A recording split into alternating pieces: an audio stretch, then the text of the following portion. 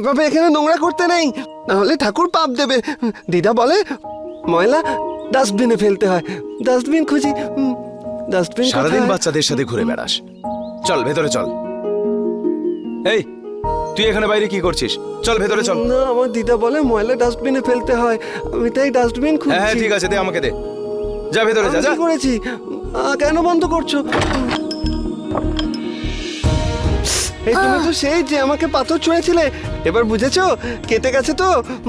ব্যথা হচ্ছে? দাঁড়াও দাঁড়াও দাঁড়াও, এখানে বসো বসো বসো। দেখি দেখি কোথায় ব্যথা হচ্ছে, দেখি। ও এ মা, অনেকটা কেটে গেছে। এত দুষ্টুমি কেন করো তুমি? কতটা কেটে গেছে দেখেছো? এক মিনিট দাঁড়াও, আমি আসছি এক্ষুনি।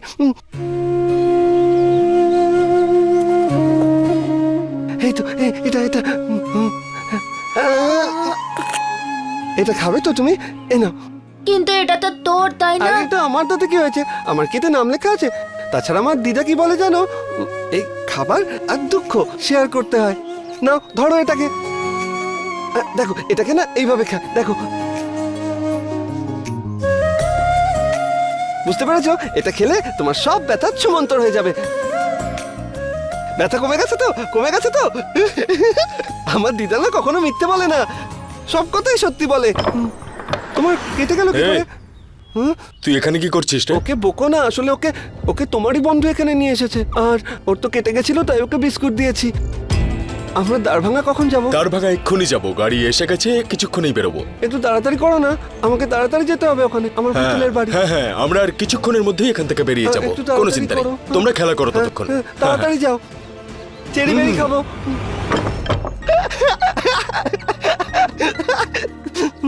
তুমি জানো আমি দারভাঙা যাচ্ছি, দারভাঙা। ওখানে গিয়ে আমি অনেক গিফট পাবো, আর আমি আর আমার পুতুল সারা জীবন একসাথে থাকবো। সবিতা, এবার একটু চুপ করো, অনেক হয়েছে। এসে যাবে হর্ষ।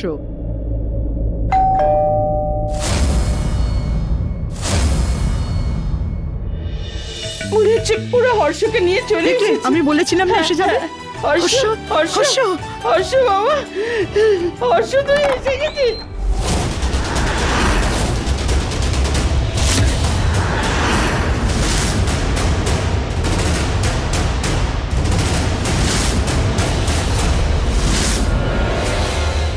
আসলে আমরা এখান থেকে যাচ্ছিলাম, তাই ভাবলাম যে জানকী দিদি আর জামাইবাবুর সাথে একবার দেখা করে যাই।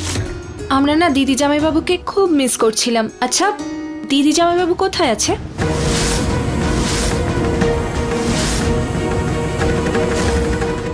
সমস্ত কথাই কি বাইরে দাঁড়িয়েই বলবে? ভেতরে আসো, তোমার দিদিরই তো বাড়ি। এখন এখন তো মা আমরা ব্যাস, আমরা ছাড়া তো আর কেউ নেই বাড়িতে। হর্ষ আর জানকী তো বাইরে বেড়াতে গেছে, ওদের আসতে সময় লাগবে। তার মানে জামাইবাবু আজও বাড়িতে নেই, ফাংশনেও ছিল না, এখনো নেই। উনি বাড়িতে আদৌ থাকেন নাকি ওনার এই বাড়িতে প্রবলেম আছে? চলো নিশা, দাঁড়িয়ে আছো কেন? বসি চলো। হ্যাঁ চলো না, বসি। এসো এসো। এসব কি বলছো তুমি নিশা? বড় লোকেরা, ভুলে যেও না, এদের সংসর্গে থাকলে আমরা বড় লোক হয়ে যাব। তুমি চামচিকিরি করতে চাইলে করো, কিন্তু আমি করব না।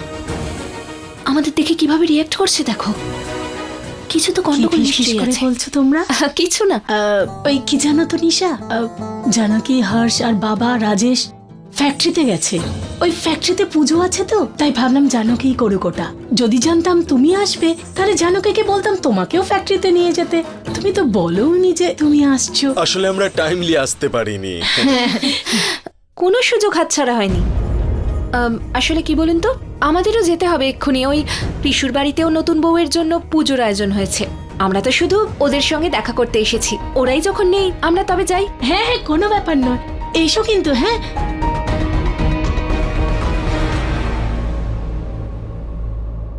মা, আমি হর্ষকে খুঁজতে যাচ্ছি।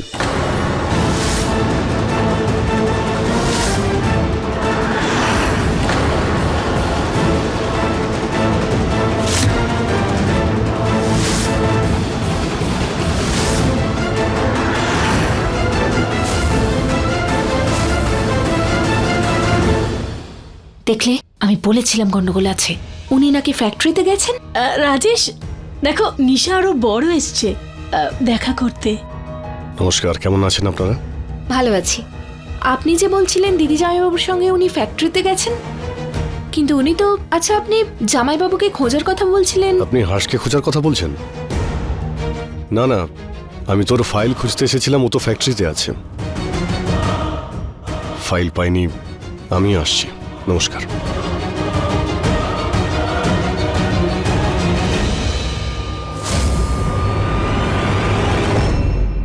তোমাদের বাড়িতে তো পুজো আছে না? নতুন বউকে দিয়ে পুজো করানোর তো তোমাদের দেরি হচ্ছে নিশ্চয়ই। যাওয়া যাক কৃষু। কিন্তু ভালো লাগলো তোমরা এসেছো, এরকমই এসো কিন্তু। হ্যাঁ,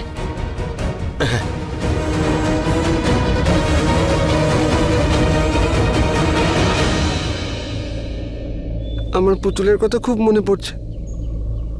পুতুলের বাড়ি একবার যাই, তখনই সব ঠিক হয়ে যাবে। আহ!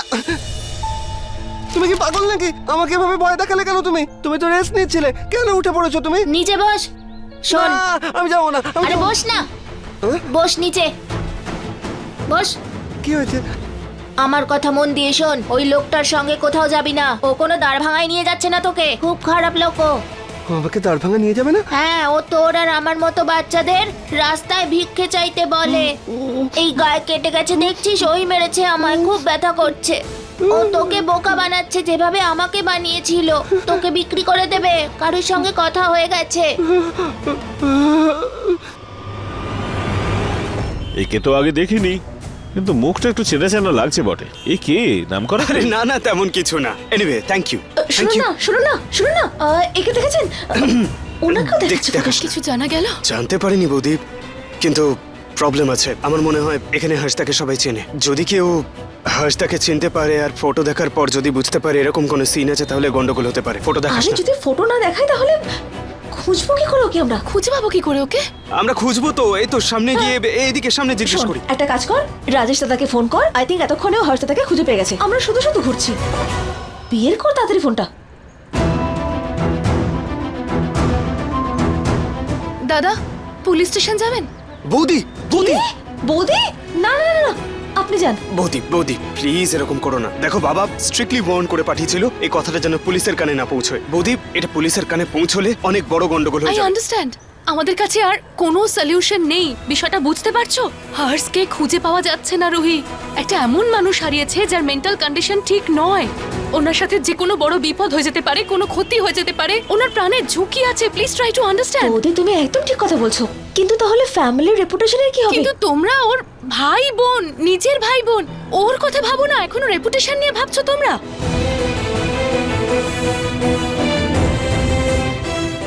আরে হর্ষ কোথায়? ওদিকে। আমি দেখছি। কোথায়? তাড়াতাড়ি পুলিশ স্টেশন চলুন। বৌদি কোথায়? বৌদি বৌদি, নো নো নো, বৌদি বৌদি।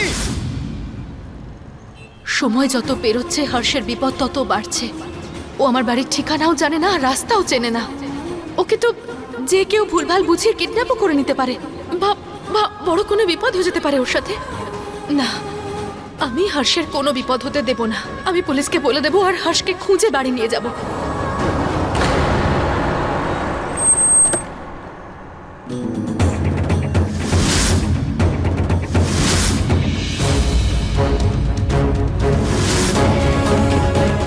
বাবা, এখনো হর্ষের কোনো খবর পাওয়া যায়নি। আমাদের পুলিশের সাহায্য নিতেই হবে ওকে খোঁজার জন্য, না হলে ওর কোনো বড় বিপদ হয়ে যেতে পারে।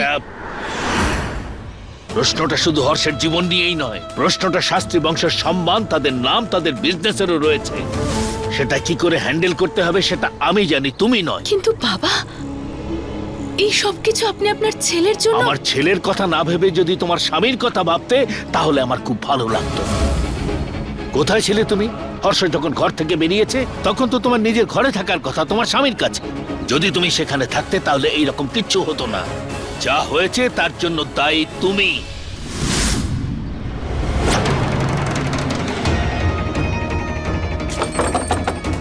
দাঁড় ভাঙা যাওয়ার ব্যবস্থা হয়ে গেছে, দরজা খোল। আরে বন্ধু, আমি কি দরজাটা খুলে দেবো? আরে আমি কি দরজাটা খুলে দেবো? আর আমার ভয় করছে। নাহলে কি করব?